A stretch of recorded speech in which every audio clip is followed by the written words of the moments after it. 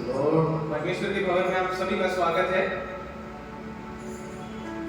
2014 में यीशु मसीह ने कहा है कि मैं स्वर्ग जा रहा हूँ तुम्हारे लिए जगह तैयार करूँ। यदि मैं जाकर तुम्हारे लिए जगह तैयार करूँ तो तुम्हें अपने यहाँ ले जाऊँगा, ताकि जहाँ मैं रहूँ वहाँ तुम रहो। यीशु बहुत जल्द आने वाला है।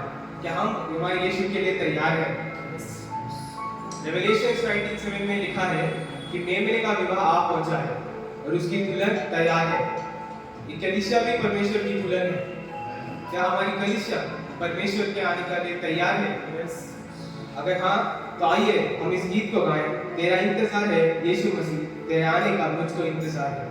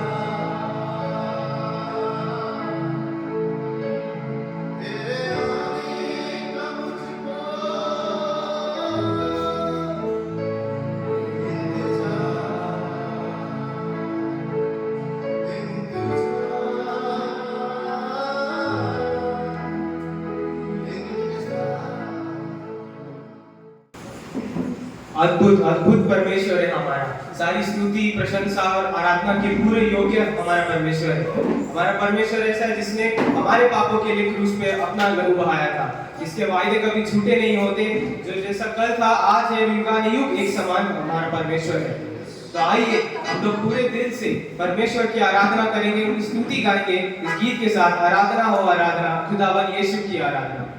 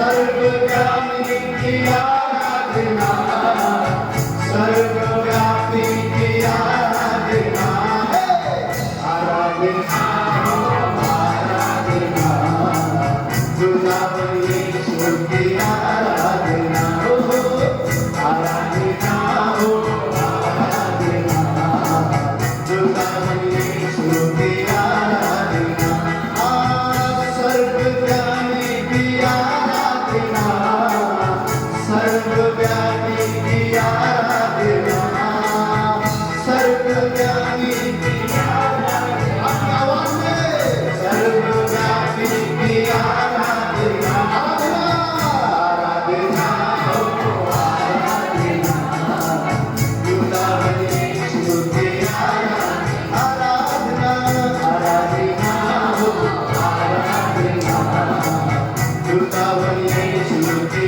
सब कहे मेरे मसीहा की आराधना, जीवन दाता की आराधना हो, मेरे मसीहा की आराधना, जीवन दाता की आराधना, आराधना हो आराधना, खुदावन यीशु की आराधना, आराधना हो आराधना, खुदावन यीशु की आराधना, आराधना हो आराधना, खुदावन यीशु की आराधना, आराधना हो इसकी यहाँ पर आराधना होने पाए, इससे गाए आराधना हो आराधना, खुदावन यीशु की आराधना, आराधना हो आराधना, खुदावन यीशु की आराधना, खुदावन यीशु की आराधना, खुदावन यीशु की आराधना।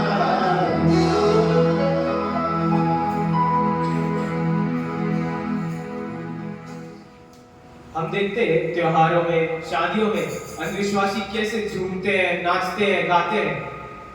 हमारा परमेश्वर ऐसा परमेश्वर है जो लाजर मरे हुए 4 दिन से मरे हुए लाजर को उसने बोला कि लाजर बाहर निकल आ, तो वो जिंदा होकर बाहर निकल आया।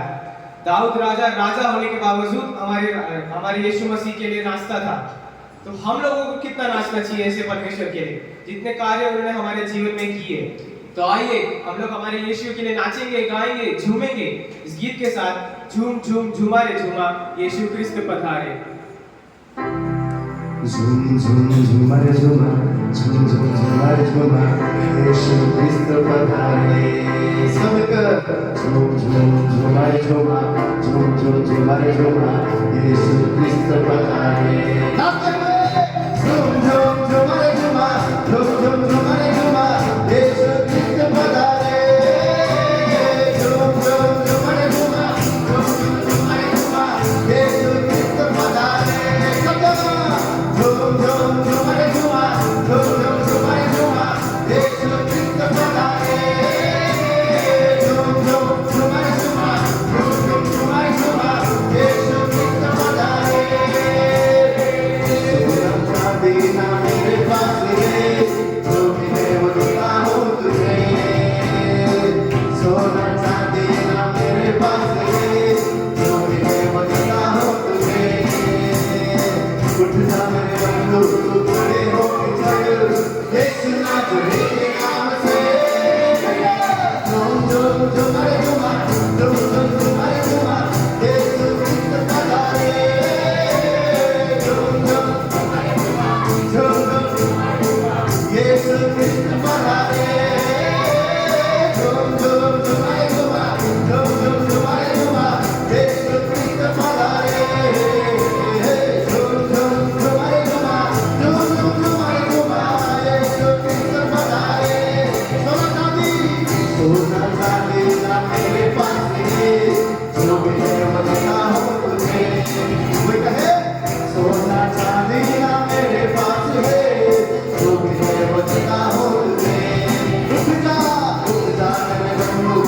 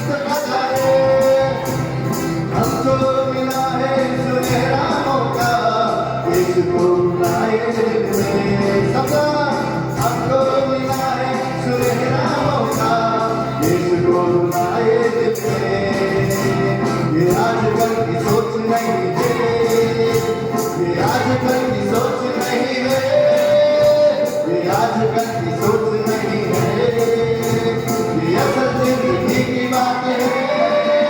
अरे झूम झूम झुमाए झुमा, झूम झूम झुमाए झुमा, कृष्ण पधारे। झूम झूम झुमाए झुमा, झूम झूम झुमाए झुमा, यीशु कृष्ण पधारे। झूमो झूमो झूमो, झूम झूम झुमाए झुमा, झूम झूम झुमाए झुमा, कृष्ण पधारे।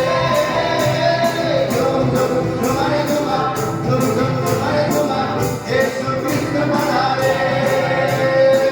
चार दिन से जो कमर बंद है, यीशु चल पड़ा है उसकी ओर। हाँ, चार दिन से जो कमर बंद है, यीशु चल पड़ा है उसकी ओर।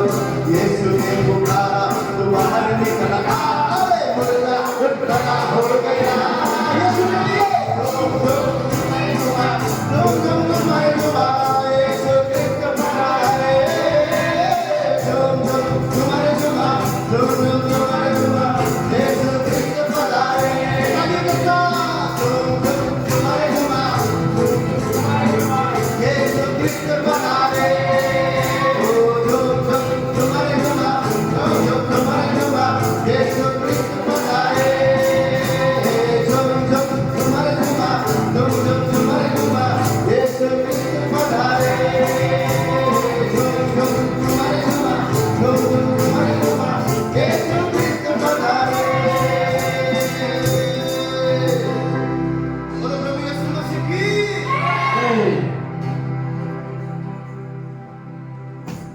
हमारा परमेश्वर हमारे जिंदगी के हर एक पल के उसने प्लानिंग कर रखी है कि हमारी लाइफ कैसे जीनी है। हम लोगों को परमेश्वर से ये दुआ करनी चाहिए कि हम जब रोज उठते हैं, आज के दिन में हमारी इच्छा नहीं, हमारी मर्जी नहीं, पर परमेश्वर की मर्जी, परमेश्वर की प्लान हमारी लाइफ में पूरी हो।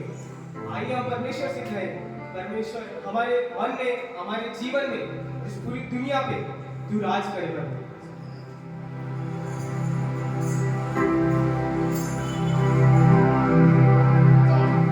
तूने किया खाली अपने आप, छोड़ी सारी महिमा, होकर खुदा किया शोने अपने आप को, भला मनुष्य समान।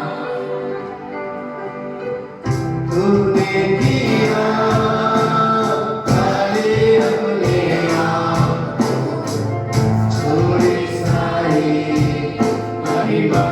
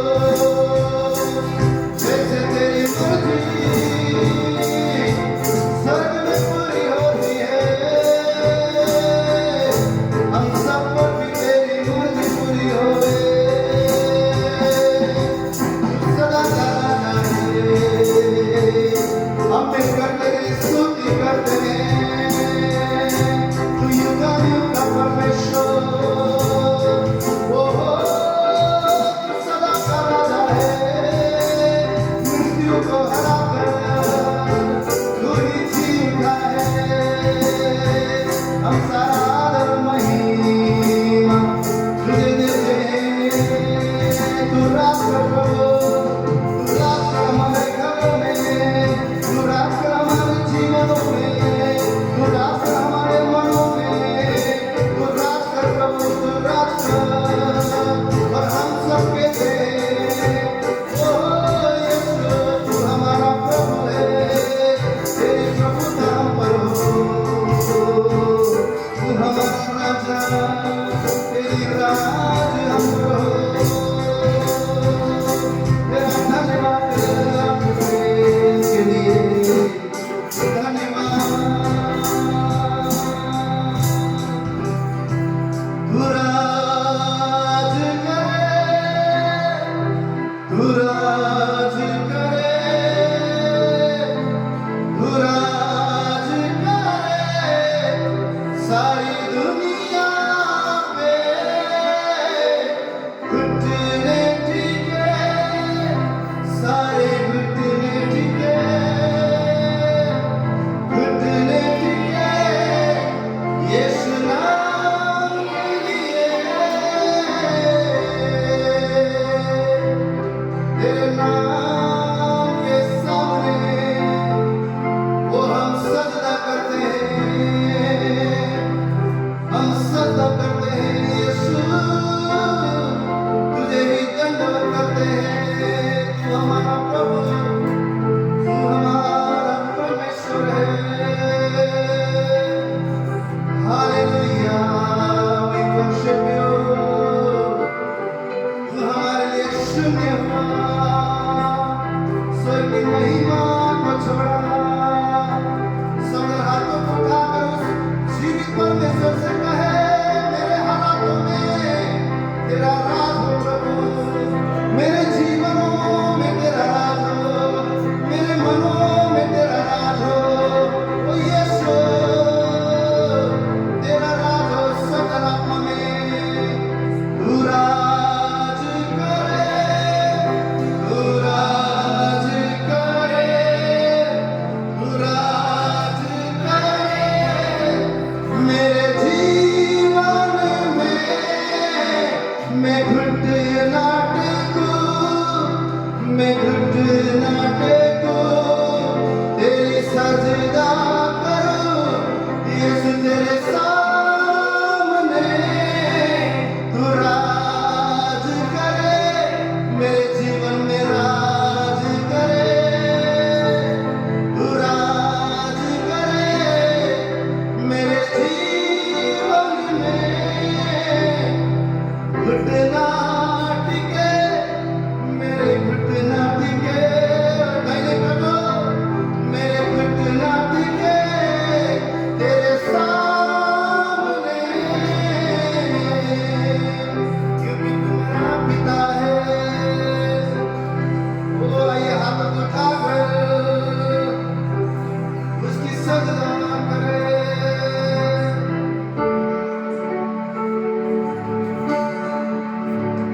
सारी महिमा सारा आदर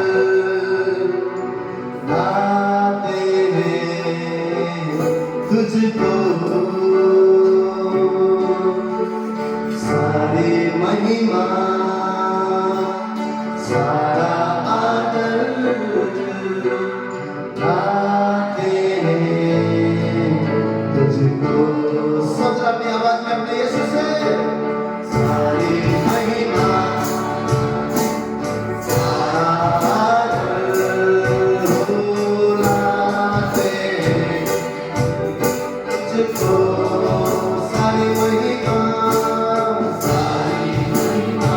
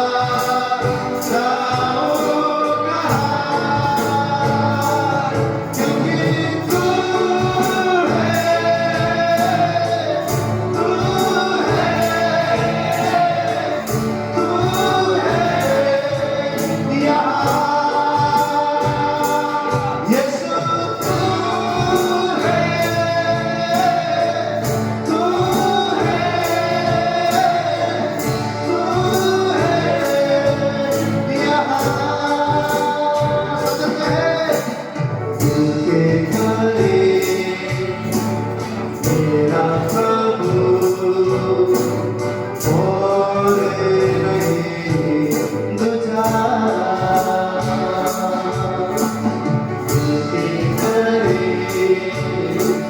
मेरा यीशु और नहीं दूजा शब्द शब्द आत्मा में हम कहते हैं मेरा यीशु और नहीं दूजा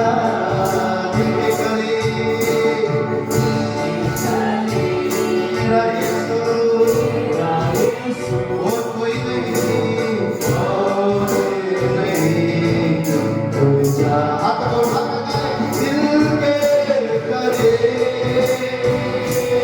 है वो मेरे करीब है जाऊंगा ये तो बता तेरे सिवा जाऊंगा क्योंकि तू है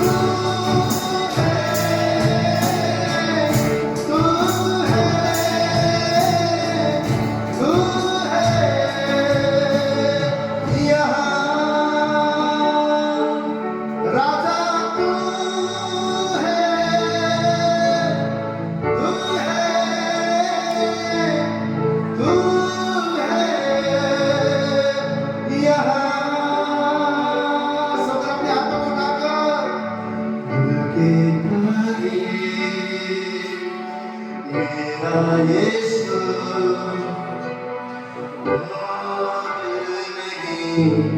दूसरा उसे कहे ये दिल तेरा है प्रभु दिल के करीब मेरा यीशु और नहीं दूसरा सब जन अपनी आवाज में यीशु से कहे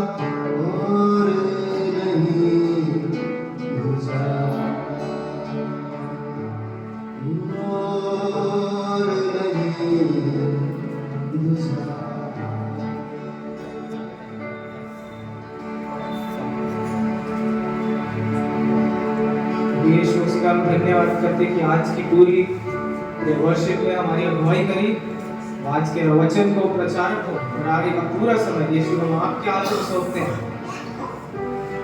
रात को तो यीशु मसीह के नाम से मांगते हैं, आमेन। आइए हम लोग यीशु मसीह के लिए जोरदार तालियां बजाएं।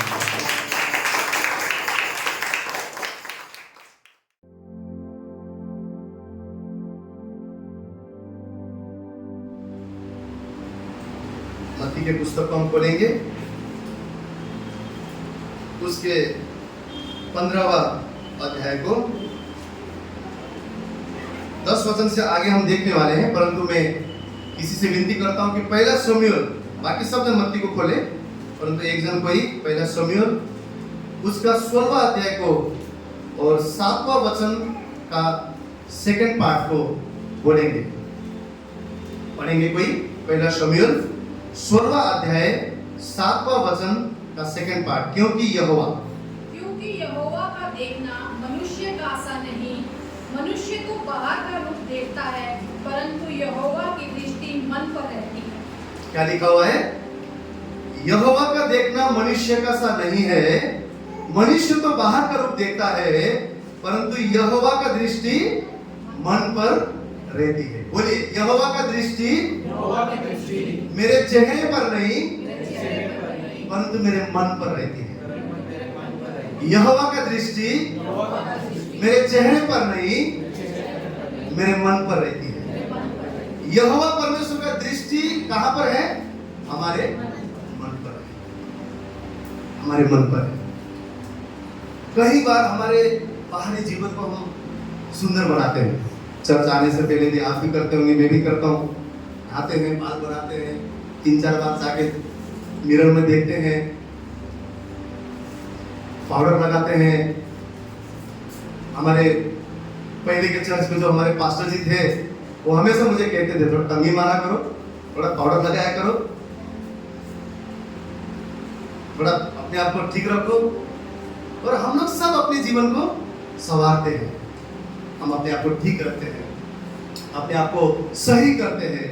हर बार हमारे कपड़े जो भी हम पहनते हैं, जो भी हमारा दिखना है बाहरी रूप, बहन लोग, हम जेंट्स लोग, हर एक जन ये अपने जीवन में क्या करता है कि हम अपने आप को बेस्ट रखें, अच्छा रखें, हम अच्छा दिखें।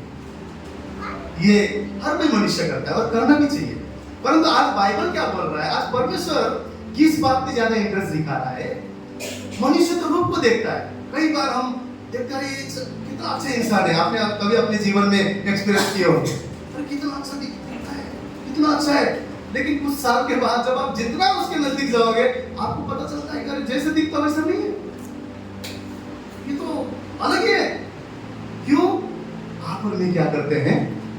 मनुष्य के चेहरे को देखते हैं, बाहरी रूप को देखते हैं, लेकिन हमारा परमेश्वर हमारे अंदरूनी मन को देखने वाला परमेश्वर, हमारे हृदय को देखने वाला परमेश्वर है। इसलिए हमने यहाँ पे क्या कहा, क्या पढ़ा कि मनुष्य का असर नहीं है परमेश्वर। वो तो क्या करता है? वो तो यहोवा तो आपके और मन के ऊपर, हमारे मन के ऊपर दृष्टि करता है, देखता है कि हमारा मन कैसा है। ये चीज हमने पुराने नियम में पहला शब्द में पढ़ा। यही चीज को हम लोग जैसे हमने निकाला हुआ है मत्ती रचित सुसमाचार, उसका 15 अध्याय 10 से लेकर 20 वचन को भी हम पढ़ेंगे। वहां पर भी यीशु मसीह इसी मन के बारे में बोल रहे हैं। वहां पर क्या लिखा हुआ है? तब उसने, अर्थात यीशु मसीह ने लोगों को अपने पास बुलाकर उनसे कहा, सुनो और समझो, जो मुंह में जाता है वो मनुष्य को अशुद्ध नहीं करता, पर जो मुंह से निकलता है वही मनुष्य को अशुद्ध करता है। तब चेलों ने आकर उससे कहा, क्या तू जानता है कि फरीसियों ने यह वचन सुनकर ठोकर खाई? उसने उत्तर दिया, हर पौधा जो मेरे स्वर्गीय पिता ने नहीं लगाया वो खड़ा जाएगा, उनको जाने दो, वे अंधे मार्गदर्शक है। अंधा यदि अंधा को मार्ग दिखाए तो दोनों गड्ढे में गिर पड़ेंगे। यह सुनकर पतरस ने उससे कहा, तब यीशु मसीह से कहा, ये दृष्टांत हमें समझा दे। तब उसने कहा, क्या तुम अभी तक नहीं समझे? क्या तुम नहीं जानते कि जो कुछ मुंह में जाता है वो पेट में पड़ता है और संडास से निकल जाता है, पर जो कुछ मुंह से निकलता है वो मन से निकलता है और वही मनुष्य को अशुद्ध करता है। 19वां वचन, क्योंकि बुरे विचार, हत्या, परस्पर गमन, व्यभिचार, चोरी, झूठी गवाही और निंदा मन ही से निकलता है, यही है जो मनुष्य को अशुद्ध करती है। परंतु हाथ बिना धोए भोजन करना मनुष्य को अशुद्ध नहीं करता। यहाँ पे यीशु मसीह ने भी एक दृष्टांत बोला, और क्या बोला कि अगर हाथ नहीं धो के कभी कभार खा लिया, आप नहीं दोगे, तुमने खा भी लिया, तो हम शरीर की चिंता करके करते हैं कि अरे कोई बीमारी तो नहीं पड़ जाएगी, कुछ हो तो नहीं जाएगा, गंदगी गया। परंतु यीशु मसीह उस गंदगी के बारे में बात नहीं कर रहा है। यीशु मसीह क्या दृष्टांत बोल रहा है? मनुष्य जो खाता है वो तो पेट में हजम हो जाता है, परंतु परमेश्वर के सामने शुद्ध और अशुद्ध इंसान कौन हो जाता है? जो मन से जो अच्छी बातें निकालेगा तो परमेश्वर के लिए सही इंसान है। जो बुरी बातें निकालेगा, बुरी बातें हमने यहाँ पे पढ़ा क्या था? बुरा विचार, हत्या करना, परस्त्री गमन करना, बेविचार करना, चोरी, झूठी गवाही देना, निंदा अर्थात किसी के बारे में मजाक उड़ाना, निंदा करना, दूसरों को नीचे सोचना, करवाहट रखना।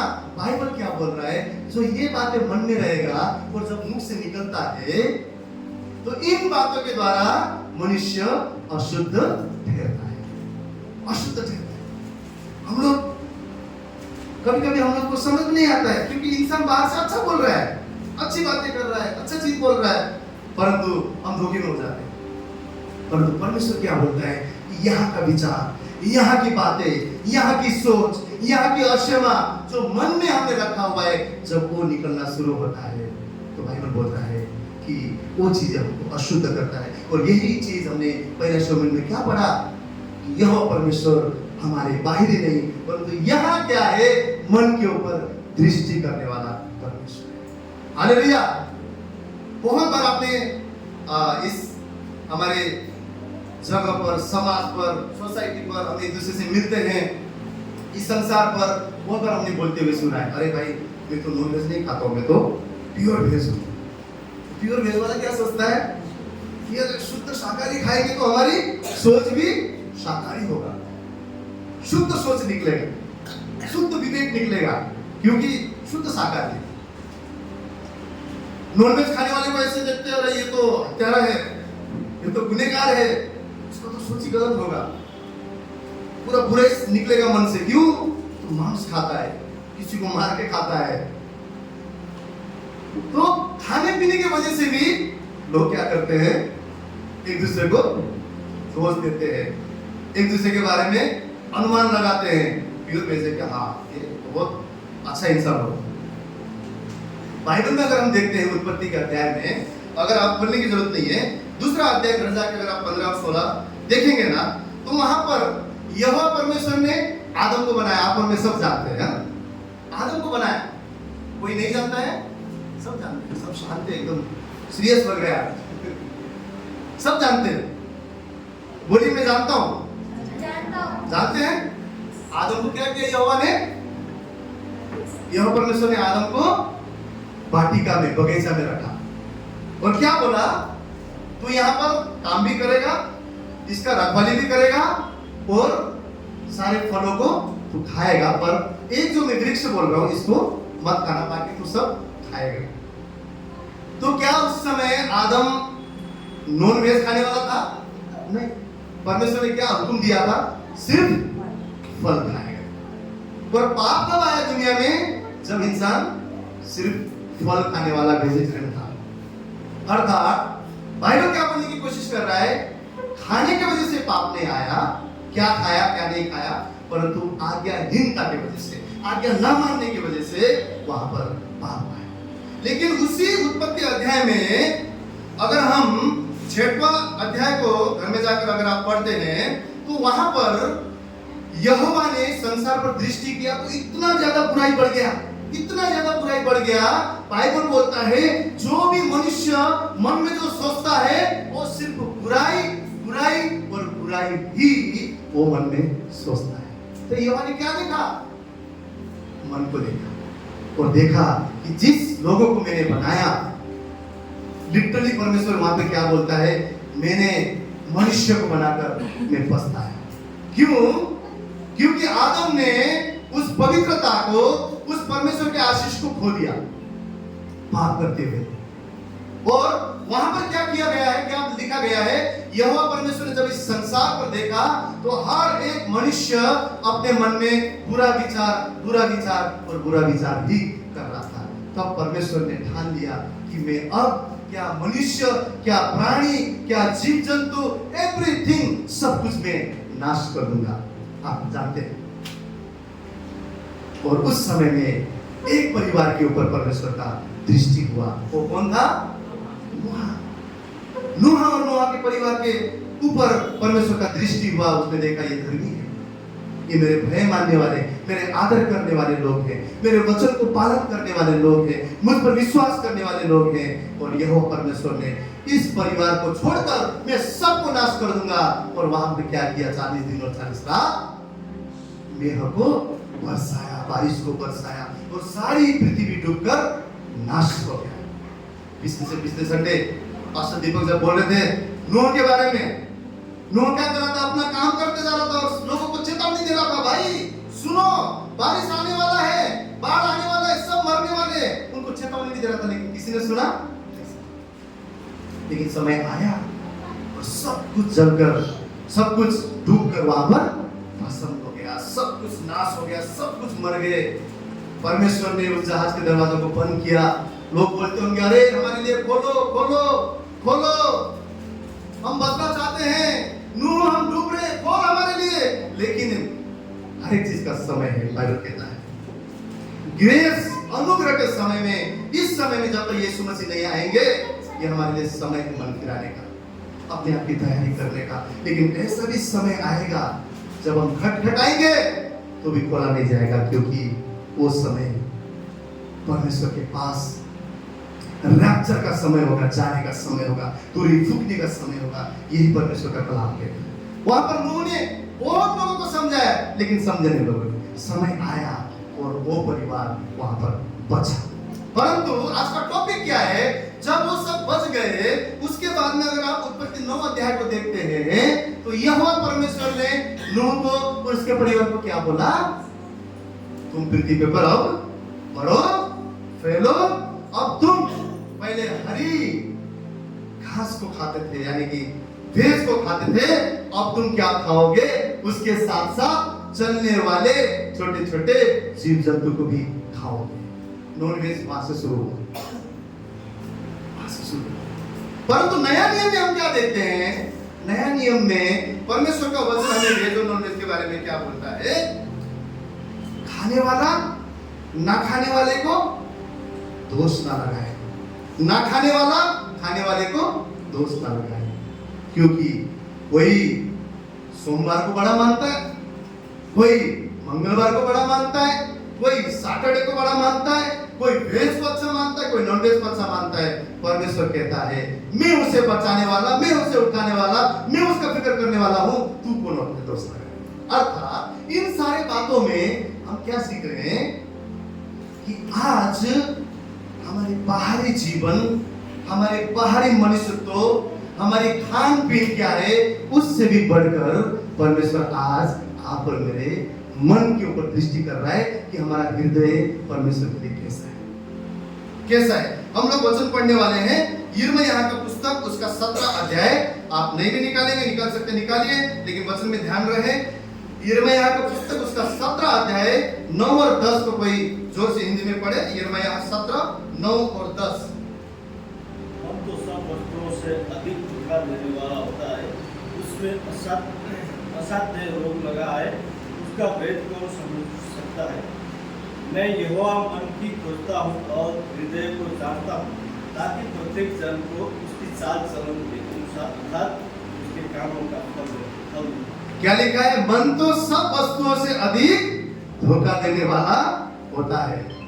आपके और मेरे अंदर जो मन है वो क्या है? सबसे अधिक धोखा देने वाला। बोलिए धोखा देने वाला, धोखा देने वाला। हम बाहर बोलते ना इसने मुझे धोखा दिया, पर बाइबल क्या बोल रहा है? तुम्हारा मन ही तुमको धोखा देता है। हमारा मन ही बोल रहा है। यहाँ पर क्या लिखा हुआ है?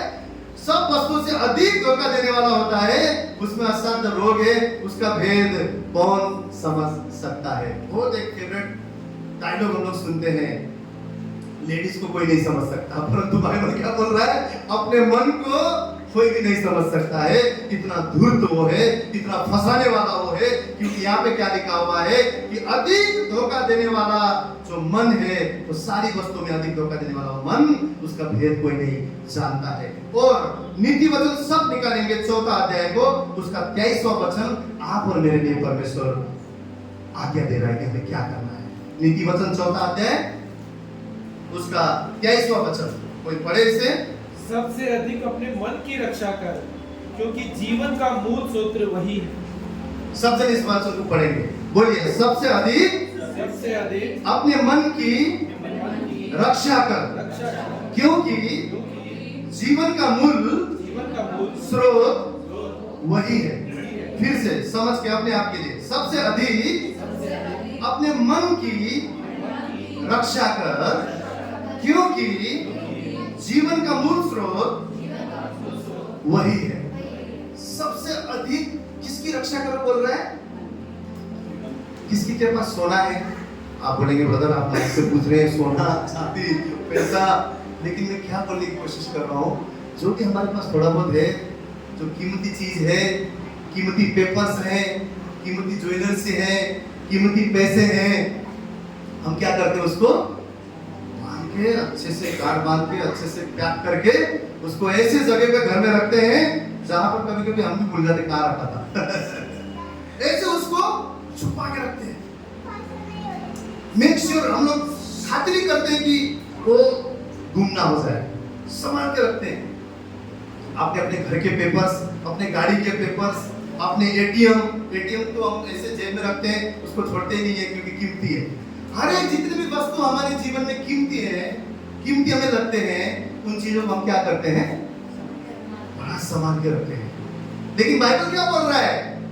सबसे अधिक, सबसे अधिक, सबसे ज्यादा, बाकी किसी चीजों को नहीं, सबसे ज्यादा अपने मन की रक्षा कर, अपने मन की रक्षा कर। नीति वचन में क्या बोला? क्योंकि जीवन का जो स्रोत है, जीवन को जो बल मिलने वाला है, जीवन को जो ताकत मिलने वाला है, जो हमारे जीवन हम आगे बढ़ाने वाले हैं, और किसी और चीज से नहीं परंतु हमारे मन के द्वारा, हमारे मन की सोच के द्वारा, हमारे मन के विवेक के द्वारा, हमारे मन के द्वारा हमारा जीवन आगे बढ़ने वाला है। तो यहाँ पे क्या बोला है कि सबसे अधिक अपने मन की रक्षा कर, रक्षा कर। कभी कभी आपने देखा होगा, हम लोग भी कभी कभी है ना डिसमूड हो जाते हैं। आज ना सुबह सुबह ये इंसान का फोन आया, तब से ना मेरा दिमाग खराब हुआ है। कभी कभी हम 4 लोगों के बीच में हैं, हमें लगता है कि ऐसी बातें एक जन ने बोल दिया, इंसल्ट कर दिया, आज बड़ा पूरा दिन आज खराब जाने वाला है। हम जो भी चीज सुनते हैं, जो भी चीज देखते हैं, वो चीज हमारे मन में बस आ जाती है। 10 साल पहले किसी के बारे में हम जानते हैं, वो इंसान की कमजोरी हम जानते हैं, आज भी हम उसको दोष लगाते हैं। हो सकता है वो इंसान परमेश्वर की हुजूरी में आकर क्षमा मांगते हुए अपने जीवन को बदलकर वो प्रभु में आगे बढ़ चुका है, परंतु हमारा मन आज भी वही चीज को लगा हुआ है। किसी ने हमको कुछ साल पहले हमारा नुकसान किया, हमारे खिलाफ बातें किया, हमें हर्ट किया, आज भी हमारे मन में वो बातें चुभता है। जब भी उन चीज के बारे में हम याद करते, हमें वो हर्ट फीलिंग आता है कि उसने मेरे साथ ऐसा किया, उसने मुझे ऐसा किया था। कभी कभी हम कोई अच्छा करता है हमारे साथ में, तो भी हम उनके लिए बुरा सोचते हैं, कुछ तो भी उसका फायदा होगा। हमारा मन क्या करता है? हर चीज में बुराई को ढूंढने लगता है।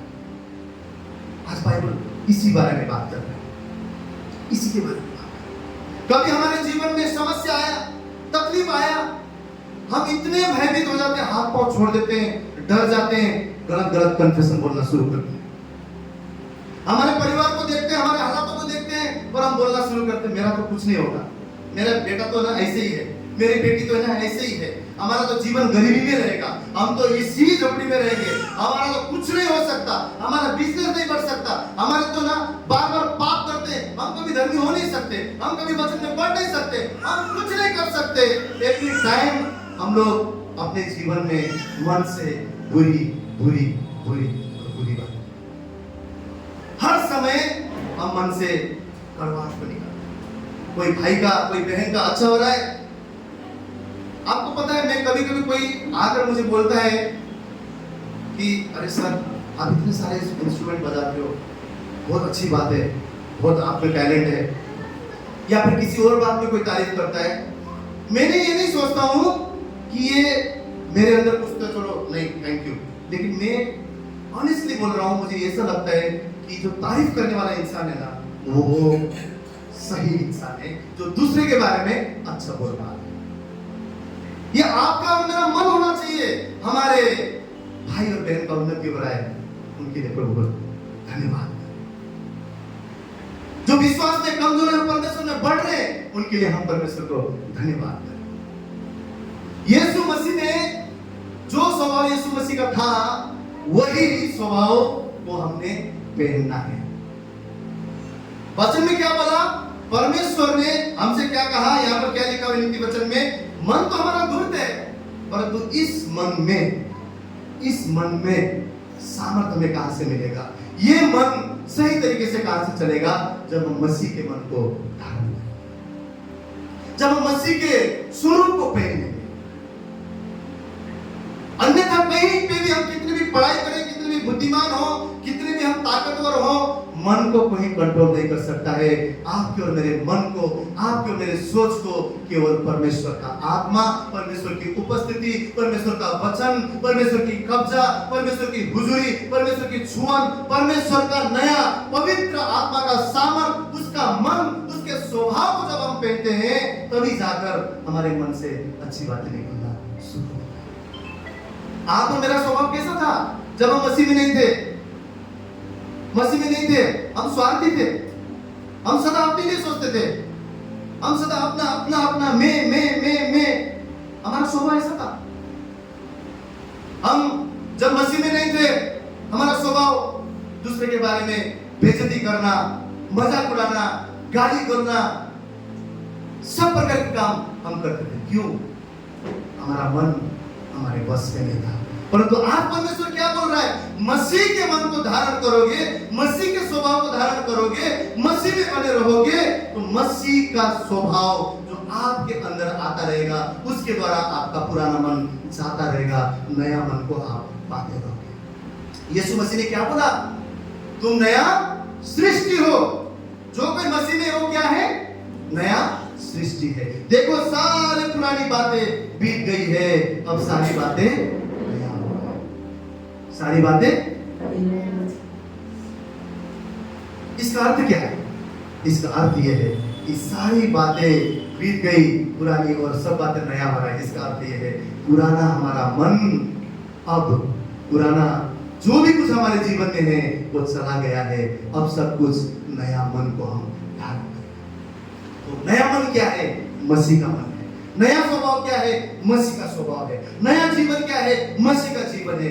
किसी ने हमको गाली दिया, हमें बदले में उसको आशीष देना है। यही यीशु मसीह सिखाते हैं। किसी ने हमारा बुरा किया, उसके लिए प्रार्थना करो बोलता है बाइबल। किसी ने हमको धोखा दिया, बाइबल बोलता है उनके लिए घुटने लगाकर दुआ करो, परमेश्वर से प्रार्थना करो। किसी ने आपका नुकसान किया, आपने क्षमा करो, अपने दुश्मन को भी माफ करो।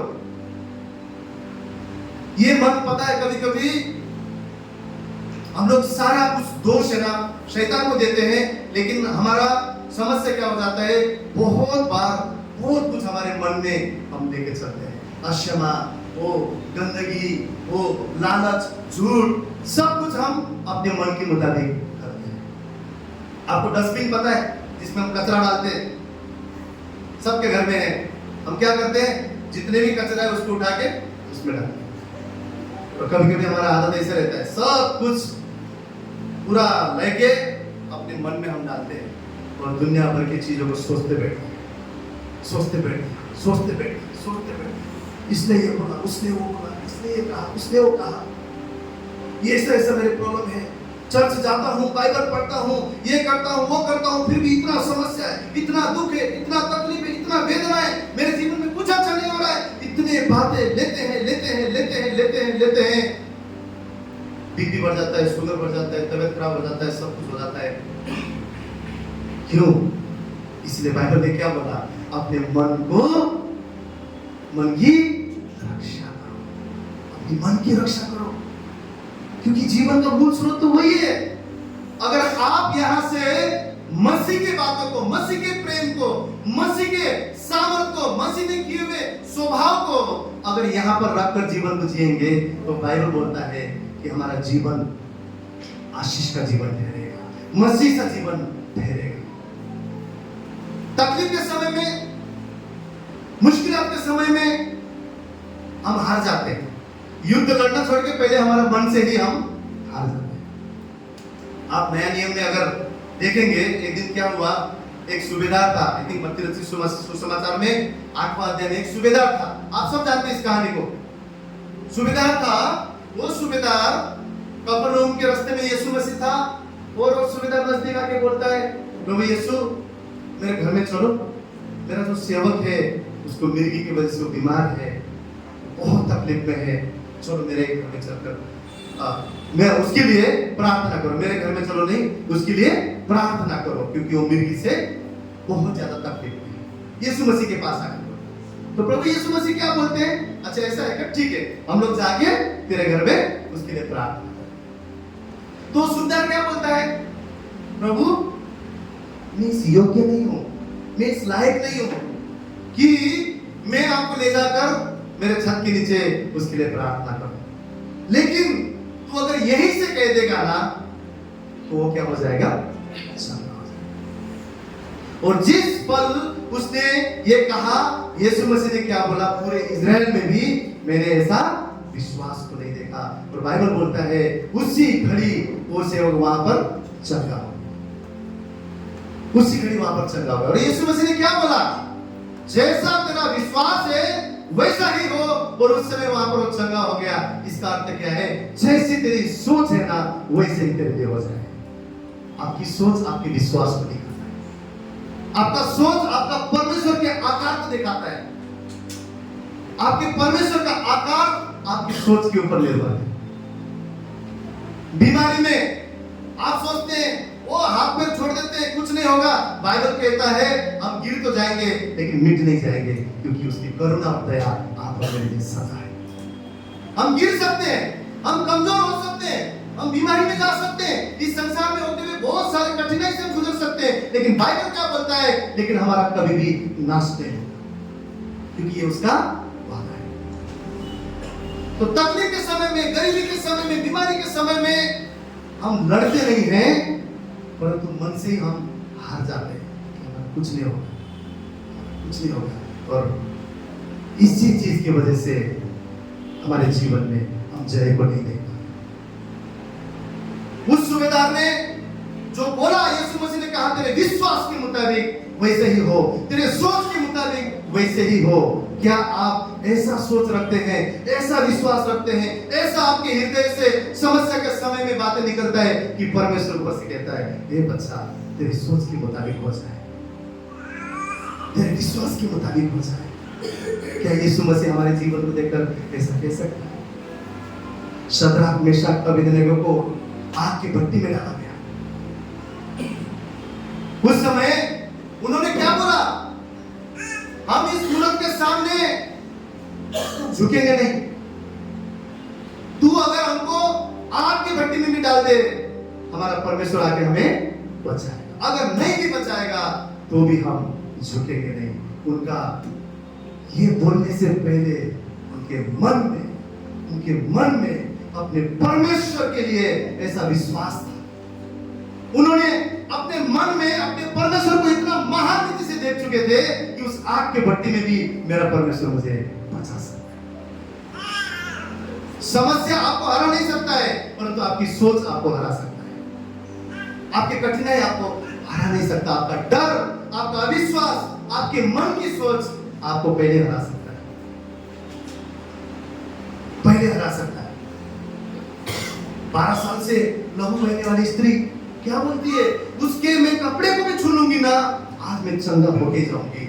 उसने चंगाई पाने से पहले मन में ये ठान लिया कि उस परमेश्वर तो इतना महान है ना, उसने हाथ से छूने की जरूरत नहीं है, उसको मैं मिलने की जरूरत नहीं है, उसने गले लगाने की जरूरत नहीं है, उसने 5 मिनट प्रार्थना करने की जरूरत नहीं है। वो इतना महान परमेश्वर है, उसके मैं कपड़े को भी छू लूंगी ना, मैं चंगा हो जाऊंगी। उस समस्या 12 साल से लहू बहने वाली समस्या में उस स्त्री ने उस परमेश्वर को इतना बड़ा देखा, इतना बड़ा थाना मन में कि उसके कपड़े से भी मैं जंगे हो सकता। समस्या में आपका मन क्या कहता है? आप अपने समस्या को जितने नजदीक से देखेंगे उतना बड़ा आपको दिखाई देगा, परंतु जब परमेश्वर की नजर से आप समस्या को देखोगे, उस समस्या के बीच में जब परमेश्वर को आप जाओगे, वो समस्या परमेश्वर के सामने भूसे के समान है। वो बोलता है मैं भूसे के समान उन पहाड़ों को गिरा देता हूं। आपके तकलीफ और आपकी मुश्किल हालातों में, आपकी गरीबी में, आपकी बीमारी में, आपके अशांति में, आपके ऐसा समस्या आप सोचते हो कि ये कोई नहीं हल कर सकता, आपका अपना मन आपके जीवन में विजय को लेकर आ सकता है। इसलिए परमेश्वर ने बोला जीवन का मूल स्रोत तो मन है, उसकी रक्षा करो, उसकी रक्षा करो, उसकी रक्षा करो। कभी ये हृदय में किसी के लिए कड़वाहट ना हो, कभी ये हृदय में किसी के लिए बेविचार ना हो, दोष ना हो, गंदगी ना हो। हम एक कूड़ादानी में कूड़ा फेंकते हैं, हम ये नहीं सोचते परमेश्वर ने क्या कहा, तुम्हारा मन, तुम्हारा शरीर परमेश्वर का मंदिर है जहां मेरी आत्मा रहता है। इस हृदय में परमेश्वर रहता है और इस हृदय को सदा आकर मैंने साफ रखना है, शुद्ध रखना है। दानियल के बारे में आप सब जानते हैं। दानियल को कहां फेंका गया? शेरों के गुफा में, शेरों की गुफा में, माद में फेंका गया। शेरों के माद में फेंका गया। एक शेर नहीं, दो शेर नहीं, शेर कितने सारे शेरों के बीच में उसको फेंका गया।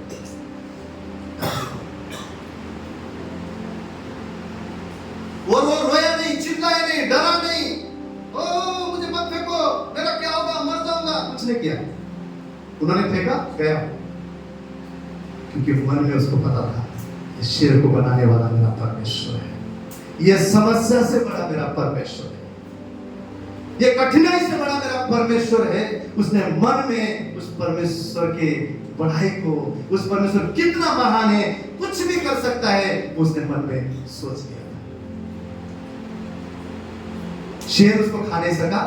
दूसरा दिन भोर सुबह उठकर राजा आता है, ये सोचते हुए दुखी होकर बोलता है, दानियल, जिस परमेश्वर का तू आराधना करता है, जिस परमेश्वर की तू उपासना करता है, क्या वो परमेश्वर ने तुझे बचाया?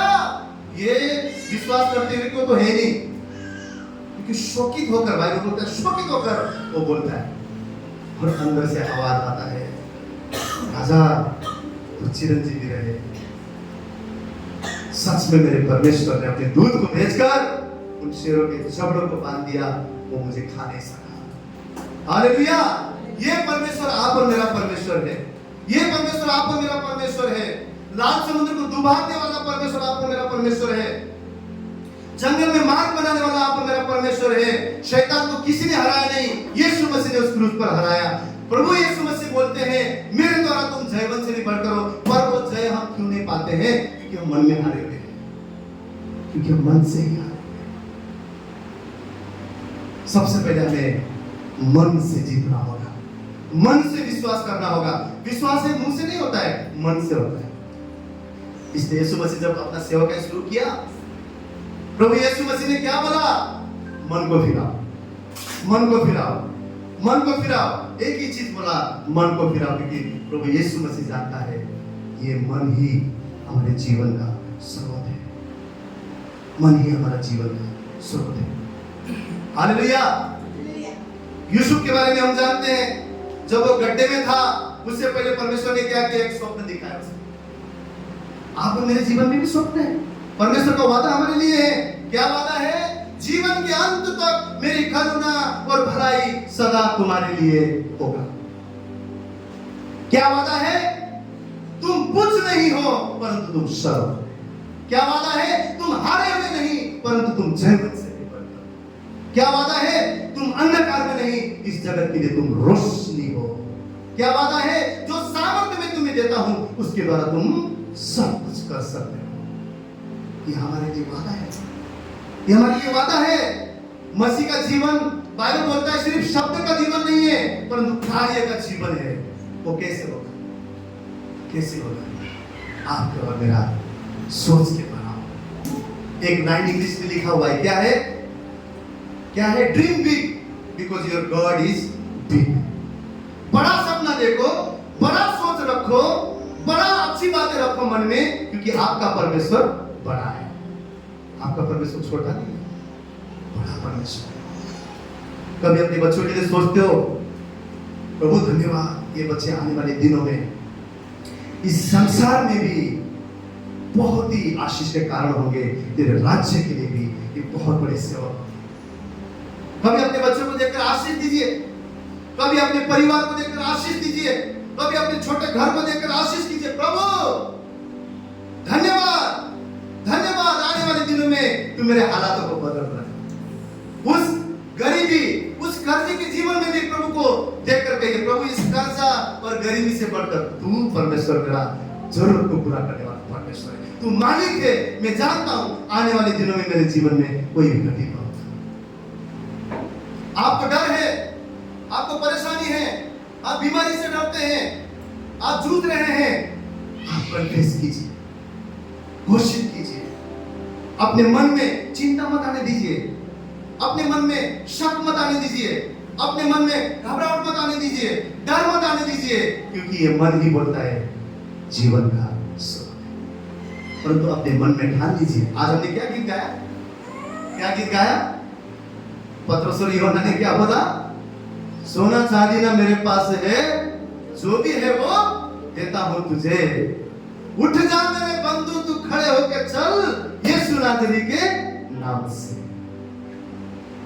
और लंगड़ा भिखारी क्या करता था? हर दिन वो मंदिर के गेट में मिलता था, हर दिन मंदिर के गेट में।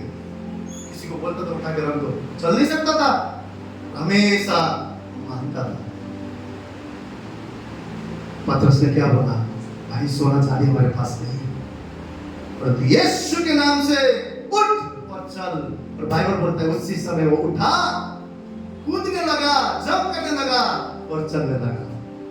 तो यहाँ पर हम क्या सीखते हैं? उस लंगड़े का सोच क्या था कि कोई मुझे मंदिर में रखे, मैं मांगू और कोई मुझे दे और मेरा घर चले। लेकिन पतरस का सोच क्या था कि इसको पैसे की नहीं, इसको चंगाई की जरूरत है, इसको चंगाई की जरूरत है। आज हमारी सोच हमें अपमान कर देता है, आज हमारी सोच हमें लाचार कर देता है, आज हमारी सोच हमें कमजोर कर देता है, आज हमारी सोच हमें निर्बल कर देता है, हमें छोटा कर देता है। क्यों हम छोटा सोचते हैं? हमें पता नहीं हमें क्या मानना चाहिए। परंतु वहां पर हम देखते हैं यीशु के नाम से वो उठ के खड़ा होता है। सोच बढ़ा रखी है, सोच बढ़ा रखी है। हमारी अंदरूनी मन, अंदरूनी हमारी सोच हमारे परमेश्वर कितना बड़ा है वो दिखाता है। आपकी अपनी सोच आपके परमेश्वर के आकार को बताता है। यूसुफ उस गड्ढे में जब उसके भाइयों ने फेंक दिया, 20 चांदी के सिक्के में उसको बेच दिया, वैसे समय में उससे पहले परमेश्वर ने उसको एक दृष्टांत दिया, किस प्रकार तू महान होने वाला है, किस प्रकार तू श्रेष्ठ होने वाला है। आज आप और मेरे जीवन में परमेश्वर ने वादा बांधा है कि हम हार में नहीं जयवंत से बढ़कर हैं। किस प्रकार हम आने वाले दिनों में और मजबूत होने वाले, किस प्रकार हमारे सरहदें फैलने वाले हैं, किस प्रकार हमारे तंबू चौड़ा होने वाला है, किस प्रकार परमेश्वर हमें बढ़ाने वाला है। उसके वादे के मुताबिक हमारे जीवन पहले के समान नहीं, हर दिन अंश अंश करके बदलते जाने वाला है। ये उसका वादा है।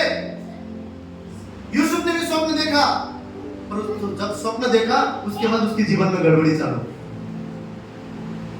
आपको परमेश्वर ने स्वप्न दिया है, आपके परमेश्वर ने आपको एम दिया हुआ है, आपका सपना है आपका बच्चा क्या होने वाला है, आपका जीवन क्या होने वाला है, आपका भविष्य क्या होने वाला है, और आप देखते हैं अरे उसके मुताबिक तो कुछ भी नहीं हो रहा है, सब गड़बड़ी है, गड्ढे में हूं, बेच दिया गया है, गुलाम हूं। लेकिन यूसुफ सदा परमेश्वर की उपस्थिति में चलता रहा। वो जानता था कि मेरा परमेश्वर जिसने मुझे स्वप्न दिखाया है, वो परमेश्वर जिसने मेरे लिए कल्पना किया है, वो परमेश्वर कितना बड़ा है, वो जानता था। जब उसको गुलामी में बेचा गया तब भी वो जानता था मेरा परमेश्वर कितना बड़ा है। जब वो जेल के बंदीगृह में था तब भी वो जानता था मेरा परमेश्वर कितना महान है, कितना बड़ा है। और एक समय आया और उसी मिस्र देश में जो दास करके बेचा हुआ ऐसा लड़का क्या बन गया? प्रधानमंत्री। उस मिस्र देश में प्रधानमंत्री। ये क्या था? उसकी सोच था, उसकी मन की बातें था। परमेश्वर ने जो मुझे डाला है वो कभी घबराया नहीं, कभी गिरा नहीं, कभी वो अपने आप को उसने बैठ के कोसा नहीं, मैं क्या हो गया, मैं कहां आ गया, मेरे साथ ऐसा क्यों हुआ।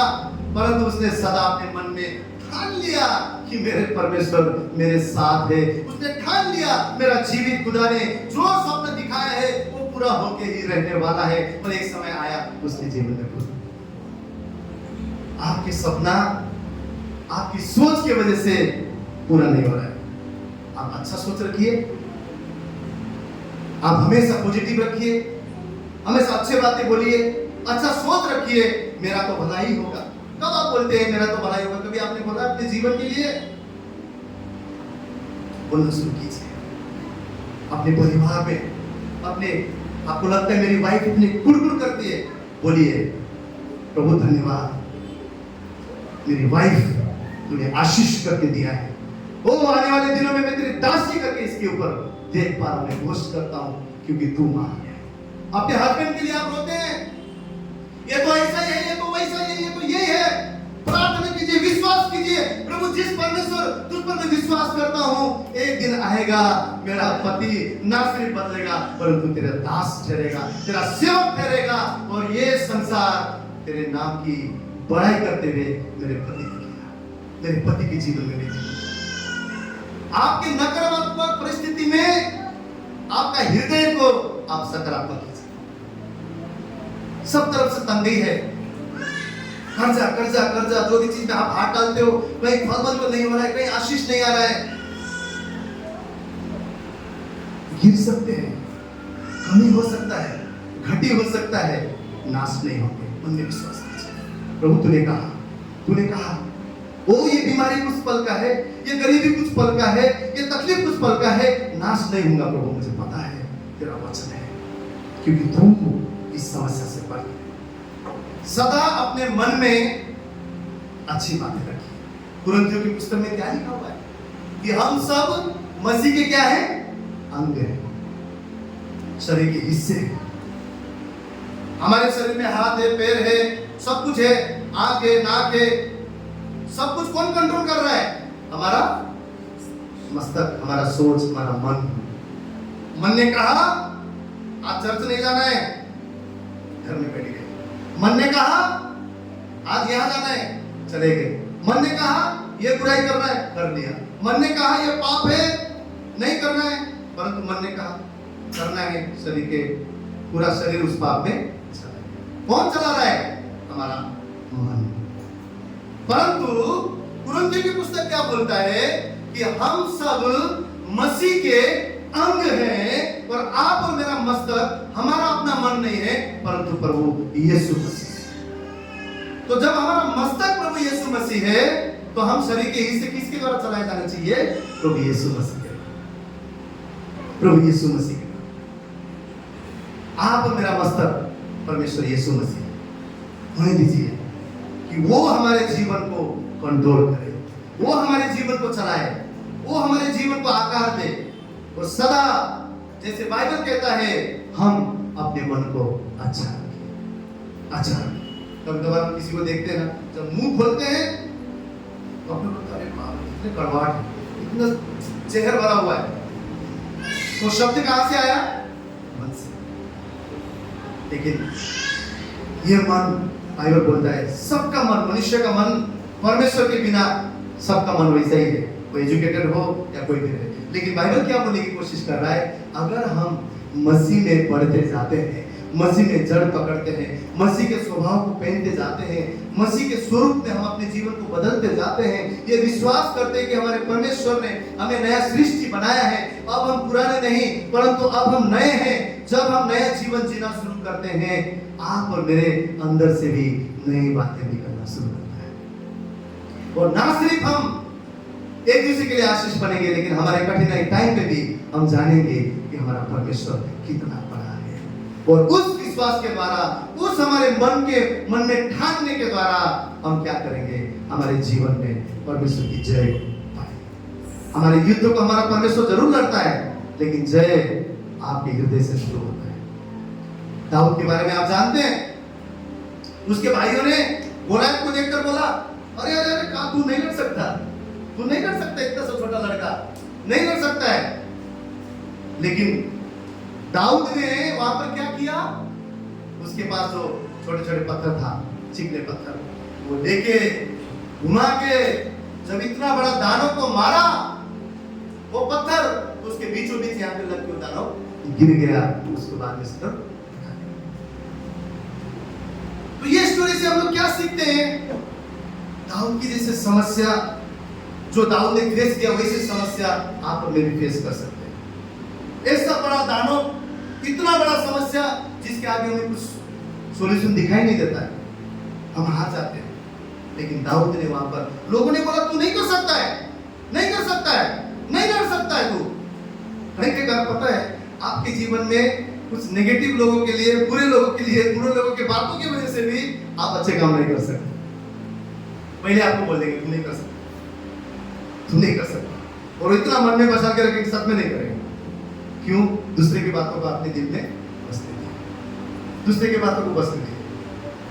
कोई रहते हैं इतने दूसरे ने बोल बोल के अपने बच्चों के ऐसे ही, कुछ नहीं कर सकता, कुछ नहीं कर सकता, कुछ नहीं कर सकता।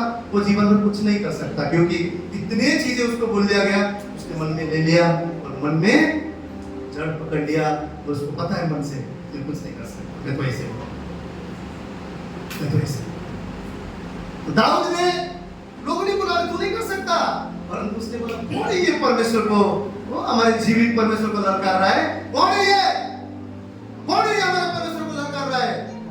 उसने युद्ध बाद में जीता, परंतु पहले मन में ही युद्ध उसने जीत लिया।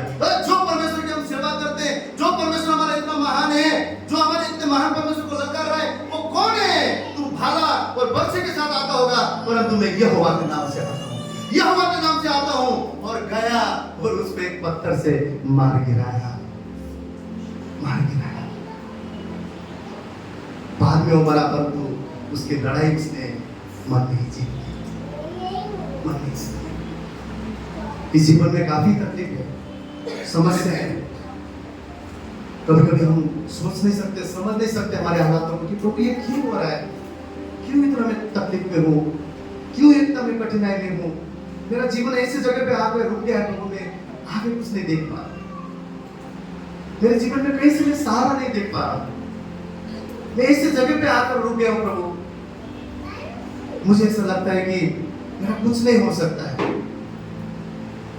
इतने विचार आपके मन में आएगा, इतने सारे चीजें आपके हृदय में आएगा। आज परमेश्वर बोल रहा है अपने मन दृढ़ कर, दृढ़ कर, दृढ़ कर।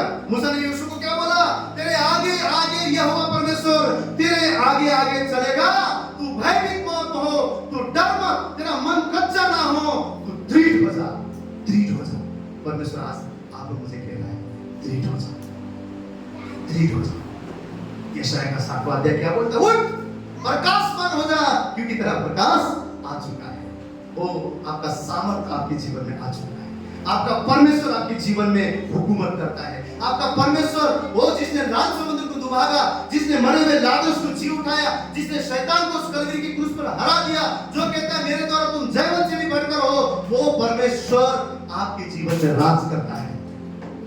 आपको सिर्फ मन से सोचने की जरूरत है, ये युद्ध मैंने जीत लिया है क्योंकि मेरा यहोवा बड़ा है, मेरा परमेश्वर बड़ा है, मेरे जीवन में भलाई ही होगा क्योंकि मेरे परमेश्वर भला है, मेरे आने वाला फ्यूचर उजियारा है क्योंकि मेरा परमेश्वर रोशनी है, मेरा तो वो मेरे जीवन में तो पद और सामर्थ्य में पाऊंगा क्योंकि मेरा परमेश्वर ताकतवर खुदा है।